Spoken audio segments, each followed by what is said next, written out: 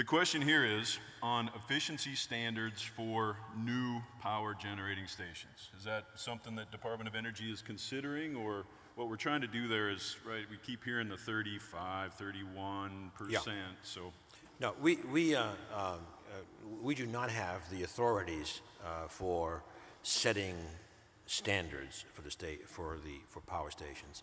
However, this is an area where we do a tremendous amount of research, development, demonstration, generally with industry. So, I mean, for example, the two most popular brands, shall we say, of advanced gas turbines, let's say, those were a product of direct collaboration between the department and the companies, and those turbines, as you know, are now finding their ways into the market. We could go across the board. Fuel cells is another case where we've had a lot of collaboration with industry. So it's really across the board. We also, I might say, it's not only the direct work on specific technologies, but there's something that's probably not known. Let me make it a slight aside. Is the Department of Energy has a pretty broad portfolio, including being the largest supporter of basic and applied research in the physical sciences and engineering. I mention that in this context because one of our big focus areas is materials. Materials under extreme conditions, such as much higher temperatures, which would be associated with much higher efficiency in plants, for example. So in many, many ways, we work with the industry from the very basic scientific knowledge up to the application to specific technologies that will lead to higher efficiency. We just don't have the authority to set the standards.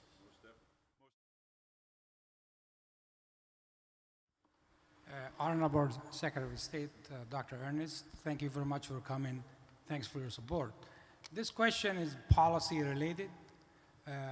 You brought some of your presentation, most of them companies, but you didn't refer to government facility in your presentation. And government today, facility from Department of Defense, all other agency, they are big user for energy, as you know. The government leading in these sectors for building lead facility, energy efficiency, embedded all energy efficiency in most of the facility by funded in advance due to different vehicles, whatever the program is. But we find out as experts in the field that the government has a lot of challenge, and they're struggling to sustain what we did 2, 3, 4 years ago. We cannot sustain build 3, 4, 5 years ago as a lead because we didn't have experts in the ground to continue monitor what we did. Further, you have a budget cut, no funds anymore to spend in the facility. So is any future policy change to spend funds toward this facility, especially government facility? Well, so one thing I mentioned a few minutes ago, which I would urge you to look at, it's now on our website at the Secretary of Energy Advisory Board link, and that is the report that was approved yesterday specifically on federal energy management. And that means federal energy management writ broadly.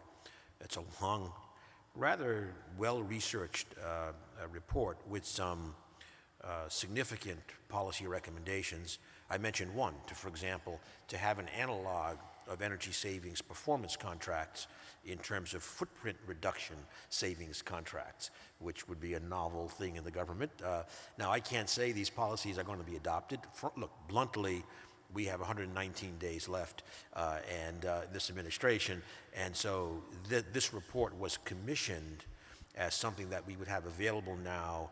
The new teams come in after the election, and they can have this there on the table, offering a set of policy recommendations. So that's one point.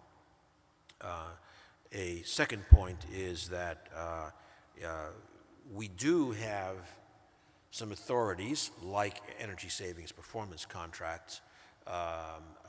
We have other authorities that can lead to some outcomes in the right situation, such as going into purchase power agreements, which might be relevant to the last question, et cetera.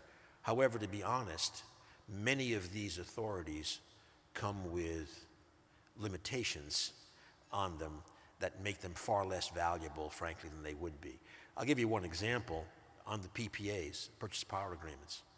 There's a big asymmetry. The Department of Defense can go into very long-term contracts. Other agencies cannot. If you can't do a long-term contract on a PPA, it's not very helpful. So we do have to keep working with the Congress in trying to get these authorities to be more effective. The last thing I'll say is, you mentioned maintenance, in these times of budget caps, et cetera, it's often difficult. But I would say that in the Department of Energy, 2 years ago, I guess it was, I put out as a management principle that no budget will be accepted from the programs if there is any increase in deferred maintenance. That we've got to, you can't just keep borrowing from that account to do program without getting down a slippery slope. So we are very sensitive to the concerns you raised. We're doing things. We do have some limits in terms of our statutory authority. Thank you very much for being here. My reference to the thermal efficiency of new power gen is not maybe set by the department, but your CHP TAPs and the other groups that you do support show the way to getting there. And the question that I really am going after is, with the massive 2/3 waste from the typical power plant and the knowledge that smaller, locally centered CHP facilities done by electric cooperatives, done by even utilities, however they had to be done, could be encouraged by DOE, even if the mandate has to be set by FERC or EPA or somebody else.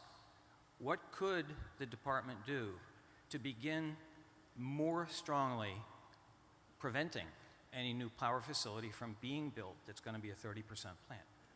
Thank you. No, well, I mean, again, in terms of, if you like, regulation, that's not an authority we have, and that is much more for example, a state regulatory commission issue. Now, we do provide, we have very, very strong, and we've increased, I think, significantly our interaction with things like state energy offices, state regulatory commissions, let's say through NARUC, NASIO, a whole bunch of organizations, and I can assure you we encourage the directions that you're talking about. We also have a strong CHP program, but again, even FERC, let's say, is not going to be able to get, with at least the current rules, even FERC cannot go into anything, let's say, like micro CHP, because that's considered to be in the distribution system and part of a different regulatory process. So we are right now, I'll just end by saying something which is, I would say, relevant to your question, but much broader. Last year, in 2015, spring of 2015, we put out the first installment of something called the Quadrennial Energy Review. I'm not going to go into it in detail. It was focused on energy infrastructure writ broadly, including aging infrastructure, as I commented on at the very beginning of my remarks. We will be coming out later this year with the second installment.